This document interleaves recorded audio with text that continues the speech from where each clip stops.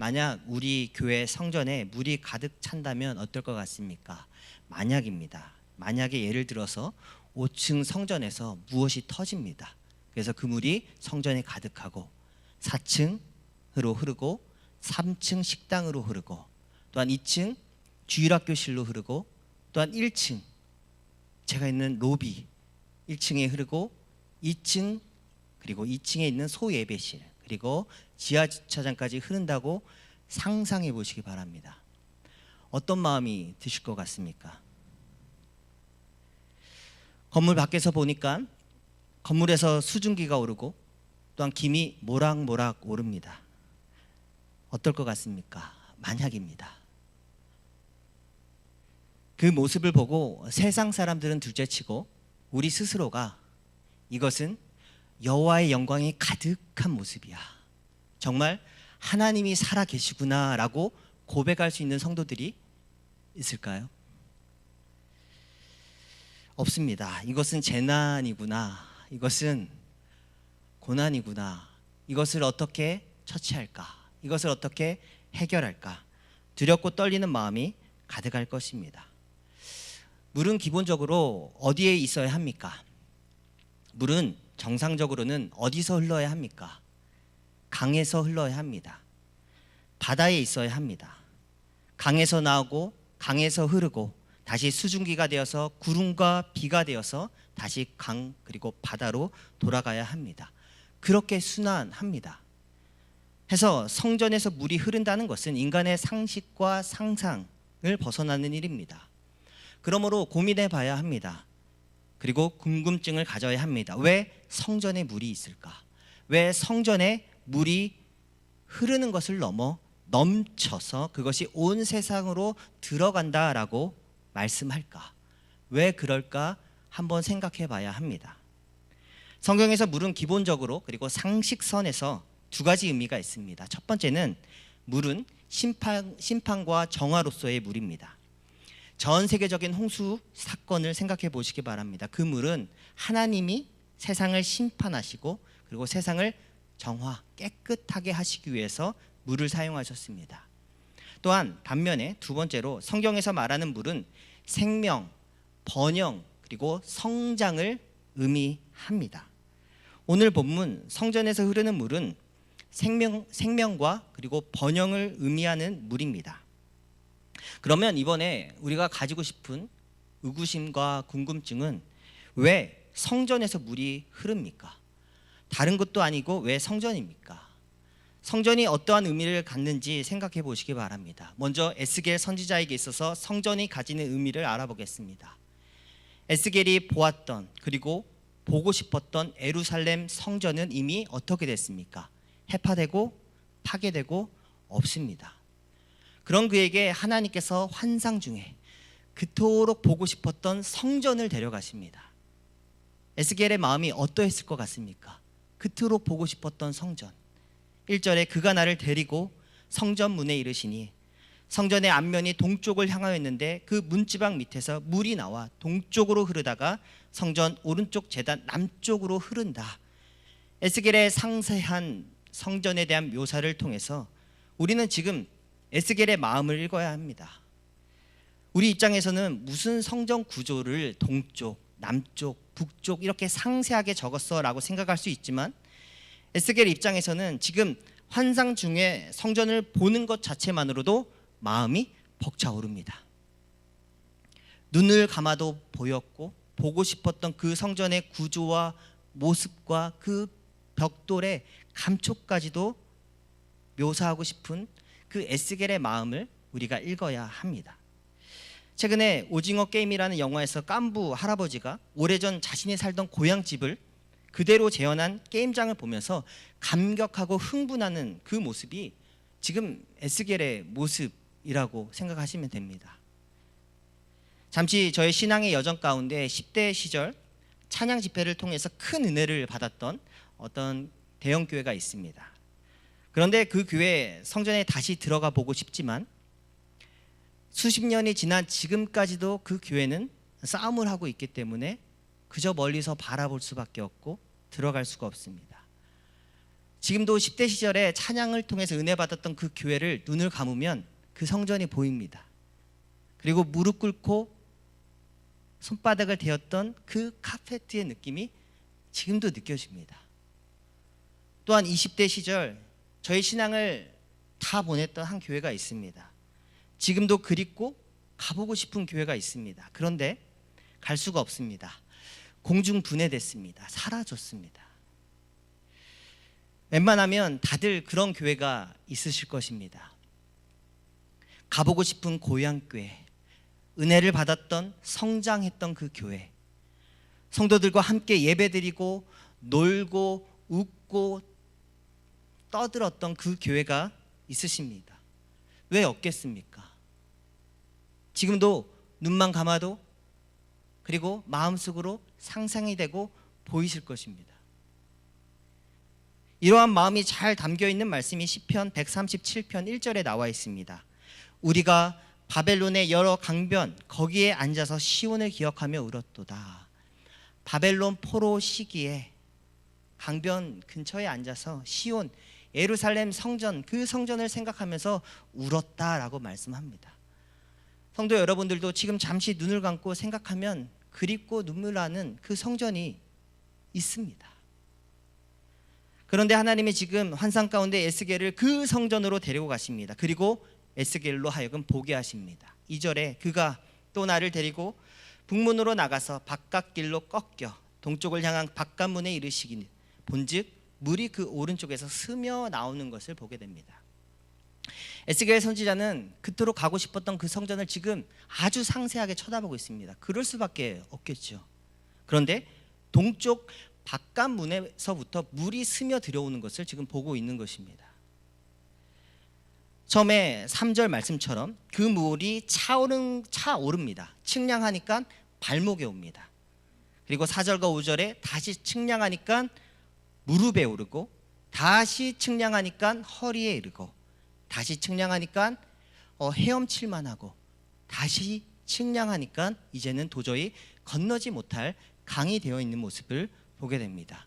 성전에 물이 가득합니다. 어떤 마음이 들 것 같습니까? 두렵고 떨리는 마음이 드는 것이 맞습니다. 설교를 준비하면서 1986년도 동일한 본문을 가지고 설교를 하신 옥하문 목사님의 설교를 듣게 되었습니다. 86년이면 제 나이 6살 때입니다. 몇 년이십니까? 86년이면 설교의 내용보다 86년의 눈길이 같습니다. 한국 교회가 한참 부흥할 때입니다. 그때 한국 교회에 불어온 부흥의 바람과 물결은 발목을 넘어 허리를 넘어 헤엄칠만 했습니다. 지금 사진은 1973년도 빌레그램 목사가 왔을 때 모습입니다. 여의도 광장을 가득 채운 모습입니다. 그리고 다음 사진은 1910년도 초대교회 모습입니다. 외국인들이 보입니다. 외국 선교사들. 그리고 옆에 사진은 1960년도 어느 교회 부흥의 모습입니다. 그리고 그 다음 사진이 제가 10년 전 어린이 사역을 하면서 찍은 사진입니다. 지금 저 사진이 10년 전 성경학교를 열어서 그래도 성경학교를 한다고 하면 100명 이상의 아이들이 새롭게 왔습니다. 사진으로 보는 바와 같이 제가 지금 너무 즐기면서 느끼면서 이렇게 설교하는 모습이 보이실 것입니다. 또한 1년에 한 번 성령 체험 캠프를 하면 가장 많이 오는 차수가 한 번에 2,000명의 아이들이 모입니다. 사진으로 보는 바와 같이 레크레이션을 하면 지금 사진이 흐려서 잘 보이지 않으실 텐데 저 큰 강당에 지금 400명이 모여 있는 것입니다. 그러면 제가 게임을 진행합니다. 이쪽 200명 성령의 불꽃팀, 이쪽 200명 성령의 바람팀 나눕니다. 그래서 게임을 진행합니다. 총 2,000명이니까 400명씩 총 5번의 레크레이션을 그 하루에 제가 다 감당했습니다. 너무 힘이 들어서 목이 쉬고 어려웠지만 지금 생각해도 얼마나 재밌고 좋았는지 모릅니다. 마치 능히 건너지 못할 강을 주님이 건너게 해주셨다라는 그런 느낌이 지금도 살아 있습니다. 10년 전만 해도 이와 같은 부흥의 물결을 경험했습니다. 오늘 제가 마침 지난 교회에서 함께 주일학교 교사를 했던 권사님께 전화가 왔습니다. 마침 전화의 요지는 지금 코로나 때문에 무언가 함께 제대로 교사를 못하니까 제가 생각이 나고 제가 보고 싶고 그때가 참 좋았다, 이런 이야기를 하셨습니다. 그래서 제가 말씀드렸습니다. 제가 잊혀지고 기억이 안 나셔야 하는데 지금 교회가 담당 교역자와 함께 예배드리고 현장에서 그리고 함께 소풍 가고 하는 걸 경험 못하니까 제가 생각나신 것 같아서 안타깝다라고 말씀드렸습니다.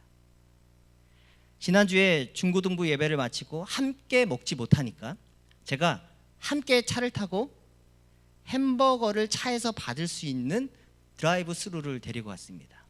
그래서 햄버거를 받아서 먹으면 안 돼 하고 집 근처와 버스 정류장에 내려줬습니다. 이 활동이 제가 최근 중고등부를 맡으면서 2년 만에 다시 해본 첫 나들입니다. 교회에게 있어서는 그 어느 때보다도 더 어려운 시대를 살아가고 있습니다. 지금 에스겔 선지자는 성전이 무너지고 예배를 드리고 싶어도 드릴 수 없는 처지입니다. 바벨론의 포로로 잡혀있는 상태입니다.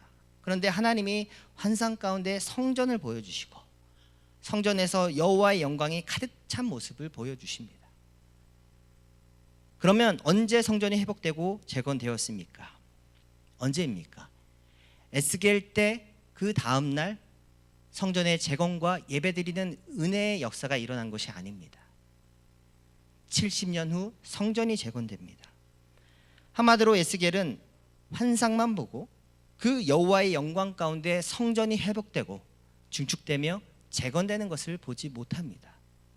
70년이 지난 후 느헤미야와 에스라 그리고 스가랴, 학개 선지자를 통해서 성전이 재건됩니다. 마치 이런 것입니다. 결혼하지 못한 총각에게 하나님께서 결혼에 대한 환상을 보여주십니다.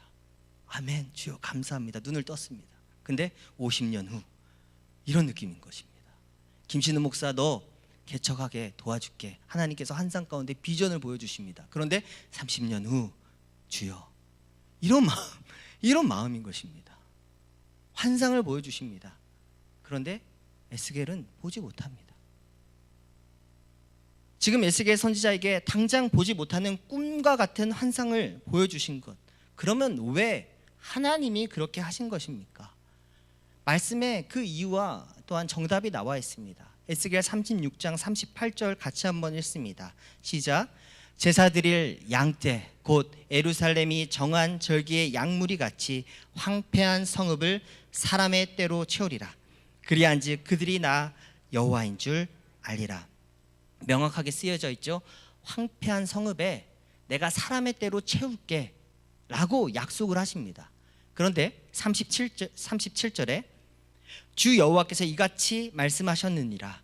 그래도 이스라엘 족속이 이같이 자기들에게 이루어 주기를 내게 구하여야 할지라. 내가 그들의 수요를 많은 양떼와 같이 하겠다 말씀하십니다.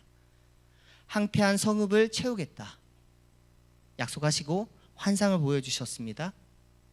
그래도 기도하라고, 기대하라고 미리 보여주신 것입니다. 하나님께서 찾고 있는 사람, 기대하고 기도하는 한 사람이 필요하기 때문에 하나님의 영광을 미리 보여주신 것입니다. 요즘 중고등부 1층에서 새벽 예배를 드립니다. 개인적으로 감사한 것은 우리 10대 청소년들이 드리는 예배실에서 그 장소에서 기도한다는 것이 참 좋습니다. 더 많은 성도들이 와서 그 자리에서 기도해 주셨으면 좋겠습니다. 그리고 사진으로 보는 바와 같이 코로나 이후 처음으로 모든 교사와 그나마 남아있던 학생들 한 명 빼고 전원 현장에 참석했습니다. 사진이 안 나오는 이유는 제가 안 올렸거나 전도사님이 지금 안 하고 있거나 둘 중에 하나인데 어쨌든 그랬습니다. 앞에서 1910년, 60년, 그리고 70년 가깝게는 제가 경험했던 10년 전의 부흥의 모습과 그리고 지금 코로나 이후 주일학교의 모습이 확연히 비교되실 것입니다. 그러나 이와 같이 비교하는 것으로 끝나는 것이 아니라 그럼에도 불구하고 말씀드린 이유는 저거죠. 감사합니다. 말씀드린 이유는 하나님은 지금도 물이 바다 덮음 같이 여호와의 영광이 가득한 그 부흥의 비전과 물결을 지금도 계속 흘려 보내주시고 있기 때문에 말씀드리는 것입니다. 지금은 황폐하지만 그래도 하나님께 기대하고 구해야 한다 말씀드리는 것입니다. 전도사님과 토요일에 매주 점심 먹은 후에 밖에 나가서 학생들을 전도하기로 했습니다. 먼저 전도사님들끼리 토요일날 우리 전도했으면 좋겠다 두 분이 이야기를 하시고 제게 말씀하셨습니다. 그래 좋다. 이제 나가서 전도하자. 이야기해 줘서 고맙다 말했습니다. 또한 주일날에는 예배 후에 우리가 지난번에 했던 것처럼 성도님들이 나가서 전도하는 일을 했으면 합니다. 그래도 전도하고 그래도 기도해야 한다는 약속입니다. 왜냐하면 그 물줄기를 계속해서 하나님께서 보내주시고 있기 때문입니다. 에스겔을 연구하다 보면 자연스럽게 창세기 1, 2, 3장을 읽게 됩니다. 그리고 요한계시록 20장, 21장, 22장을 읽게 됩니다. 왜냐하면 연결이 되어 있기 때문입니다. 묵시 문학적인 특성에서 보면은 스가랴서와 다니엘서를 함께 묵상하게 됩니다. 창세기에 에덴 동산이 나옵니다. 2장 9절에 여호와 하나님이 그 땅에 보기에 아름답고 먹기에 좋은 나무가 나게 하시니 동산 가운데는 생명나무와 선악을 알게 하는 나무도 있더라. 그리고 10절에 강이 에덴에서 흘러나옵니다. 강이 에덴에서 흘러나와 동산을 적시고 거기서부터 갈라져 네 근원이 됩니다. 그리고 15절에 여호와 하나님이 그 사람이 누굽니까? 아담을 이끌어 에덴 동산에 두어 그것을 경작하며 그것을 지키게 하십니다. 하나님의 최초 설계 도면에 창세기에 생명과 번영의 장소가 에덴이고 거기에 흐르는 강이 있고 그리고 거기에 아담, 사람을 두십니다. 에스겔서를 통해 보는 하나님의 설계 도면에도 하나님이 사람을 에스겔을 성전으로 데리고 가시고 어디서 물이 흐릅니까? 그 성전에서 물이 흐릅니다. 이번에는 요한계시록 22장에 가면은 22장 1절에 여기에 나오는 사람은 요한입니다. 그가 수정같이 맑은 생명수의 강을 내게 보이니 요한에게 보이니 하나님과 및 어린 양의 보좌로부터 물이 흘러나옵니다. 그래서 2절에 길 가운데로 흐르더라. 강 좌우에 무엇이 있습니까? 생명나무가 있어 12가지 열매를 맺되 달마다 그 열매를 맺고 그 나무 잎사귀들은 만국을 치료하기 위하여 있다 말씀합니다. 생명수의 강이 어디서부터 흐릅니까? 하나님과 어린 양의 보좌로부터 흐릅니다. 환상 가운데 거기에 요한을 데리고 가신 것이고 또한 바로 그 자리 하나님을 믿는 백성들이 갈 곳임을 분명히 말씀하십니다. 3절에 나와 있는데 다시 저주가 없으며 하나님과 그 어린 양의 보좌가 그 가운데 있으니까 다시 저주가 없고 그의 종들이 거기서 그를 섬기며 그리고 4절에 그의 얼굴을 보게 된다 말씀합니다. 그러므로 역순으로 보면은 성전에 들어오는 물은 어디서부터 흘러오는 겁니까? 하나님과 및 어린 양 예수 그리스도로부터 흘러서 성전에 들어오는 것입니다. 그 생명수로 인해서 동산이 살아나고 그 생명수로 인해서 만국을 치료하는 잎사귀들이 자란다 말씀합니다. 오늘 본문 12절에도 분명하게 나와 있습니다. 같이 한번 읽어보겠습니다. 시작. 강 좌우 가에는 각종 먹을 가실나무가 자라서 그 잎들이 시들지 아니하며 열매가 끊이지 아니하고 달마다 새 열매를 맺으리니 그 물이 성소를 통하여 나옴이라. 그 열매는 먹을만하고 그 잎사귀는 약재료가 되리라 말씀합니다. 아담에게 보여주신 말씀 창세기 그리고 에스겔이 본 비전 또한 요한이 보고 우리에게 전해준 말씀의 비전이 어떠합니까? 동일합니다. 에스겔에게는 가깝게는 본인은 경험하지 못하지만 70년 후에 그 비전 성전 재건이 이루어졌습니다. 그러나 멀게는 에스겔에게 보여주신 환상이 하나님의 나라와 다시 오실 예수 그리스도를 기다리는 누구와 연결되어 있습니까? 우리와 연결되어 있습니다. 요한이 예수 그리스도로부터 계시를 받습니다. 그 계시가 요한계시록인데 그의 종 요한에게, 요한은 그의 종들에게, 우리에게 전달된 예언의 말씀이라는 것입니다. 그러므로 더 이상 부흥의 물결은 없어라고 이야기하는 분들도 있을 수 있습니다. 또한 그렇게 생각할 수 있습니다. 그러나 성경에서 그 물결이 끊어질 수 없는 물결임을 말하고 있습니다. 하나님과 어린 양 예수께로부터 물이 흘러 성전으로 여전히 들어오고 있습니다. 그러므로 오늘 설교의 첫 번째 해석과 적용은 교회가, 성전이 여전히 이 땅의 소망이라는 것입니다. 한번 말해보겠습니다. 교회가 여전히 이 땅의 소망입니다. 생명수의 강을 하나님께서 성전으로 여전히 흘려 보내고 계십니다. 하나님은 여전히 교회를 통해서 하나님의 일을 하시고 하나님의 일들을 이루어 가십니다. 생명을 살리십니다. 두 번째 해석과 적용은 교회는 하나님을 예배하는 곳입니다. 교회는 하나님을 예배하는 곳입니다. 교회는 하나님이 흘려보내신 생명수를 먹고 마시고 누리는 곳임을 믿습니다.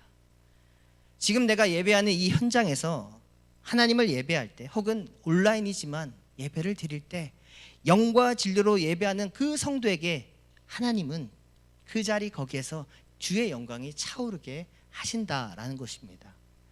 그러므로 여호와의 영광을 경험하는 예배자 한 명 한 명이 우리 교회를 통해서 세워지기를 기도해 주시기 바랍니다. 다음 세대 가운데 예배자 한 명 한 명이 에스겔처럼 여호와의 영광에 발목이 잡히고 여호와의 영광에 허리가 동이어지고 여호와의 영광에 푹 잠겨서 그곳에 헤엄칠 수 있도록 기도해 주시기 바랍니다.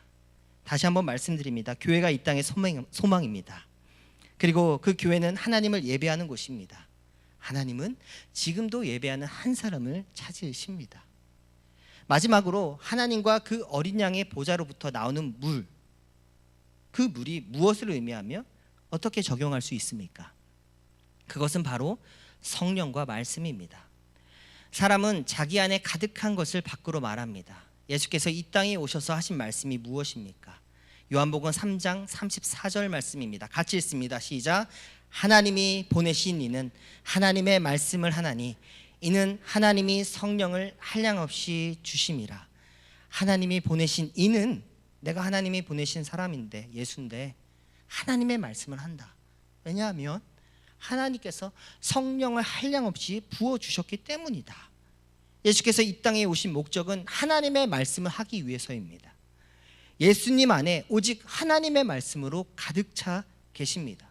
성경의 모사대로 하나님께서 그리스도에게 성령을 물 붓듯이 부어주셨고 예수님은 하나님의 말씀만을 전하십니다. 에스겔 43장 2절에 이스라엘 하나님의 영광이 동쪽에서부터 오는데 하나님의 음성이 많은 물소리와 같다 말씀합니다. 하나님의 영광이 임하니 하나님의 말씀이 쏟아지는 물처럼, 폭포수처럼 누구에게? 예배자 그 사람에게 임한다는 것입니다. 그의 마음을 채우고 그의 육체를 채운다 말씀합니다. 요한계시록 22장 14절에 보면은 하나님의 말씀을 먹는 것을 아주 독특하게 묘사한 말씀이 있습니다. 14절의 말씀, 자기 두루마리를 빠는 자들은 복이 있으니 이는 그들이 생명나무에 나아가며 문들을 통하여 성에 들어갈 권세를 받으려 함이로라. 여기서 자기 두루마리는 하나님의 말씀을 가리킵니다. 그 두루마리를 빨아먹으라고 말씀합니다. 요즘 달고나를 혓바닥으로 빨아먹는 것이 다시 유행하고 있습니다. 마치 달고나를 빨아먹듯이 하나님의 말씀을 빨아먹으라, 먹으라, 마시라, 삼키라 말씀합니다.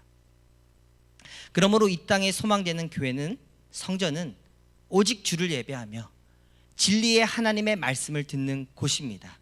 말씀을 들을 때에 성령이 폭포수처럼 우리 심령 가운데 임하게 될 줄 믿습니다. 초대교회 때를 한번 생각해 보시기 바랍니다. 설교를 준비하면서 그런 생각이 들었습니다. 사도들은 이번 주 설교 제목은 이번 주 본문은 하고 주부에 올리지 않았을 것입니다. 평일의 삶 가운데 오직 말씀과 기도로 구약의 말씀을 묵상하고 또한 성령께서 주시는 마음 가운데 매일을 살다가 베드로 사도가 단에 올라갑니다. 그 말씀을 들고 전하면 말씀을 듣는 성도들 가운데 성령이 임합니다. 그리고 그 말씀을 들은 성도들 가운데 성령께서 적용하시고 이끌어 가셔서 날마다 모일 때마다 기도하고 날마다 모이면 떡을 떼는 그러한 은혜가 있었을 것입니다. 그래서 이런 구호 참 좋습니다. 따라해 보겠습니다. 모이면 기도하고 흩어지면 전도합시다. 굉장히 원시적이고 촌스럽지만 이번 주일부터 목사님 이 구호를 외치고 나가면 어떨까요? 모이면 기도하고 흩어지면 전도하는 성령의 역사 가운데 그들이 매일을 살아갔다라는 것입니다. 마지막으로 한 가지만 더 적용하고 말씀을 마치겠습니다. 사도행전 10장 38절의 말씀을 우리 한번 같이 읽습니다. 시작. 하나님이 나사렛 예수에게 성령과 능력을 기름 붓듯 하셨음에 그가 두루 다니시며 선한 일을 행하시고 마귀에게 눌린 모든 사람을 고치셨으니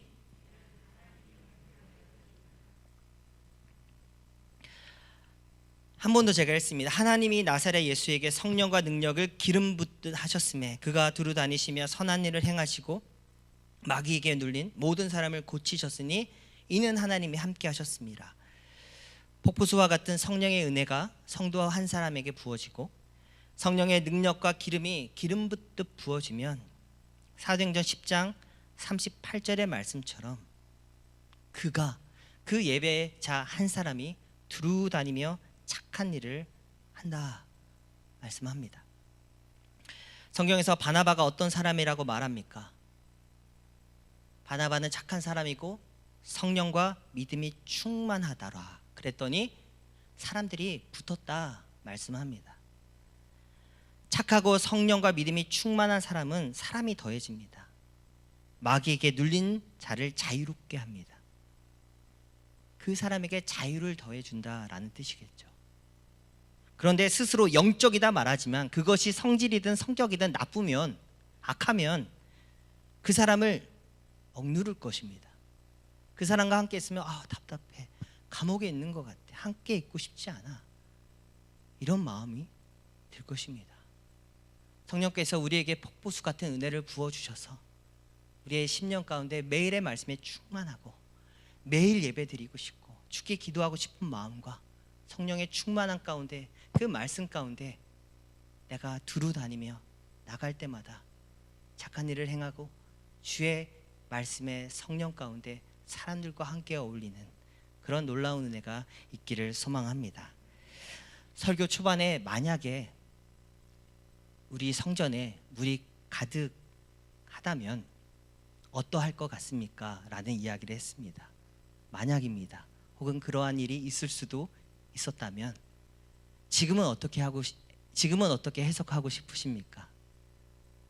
지금 와서 해석하면 여호와의 영광이 가득하게 될 것을 보게 하신 것 아닌가? 그러면 우리가 지금 뭐 해야 됩니까? 그럼에도 불구하고 그래도 기도해야 한다. 그럼에도 불구하고 그래도 나가서 전해야 한다 라고 해석하시고 이해하시고 믿는 우리 모두 되기를 소망합니다.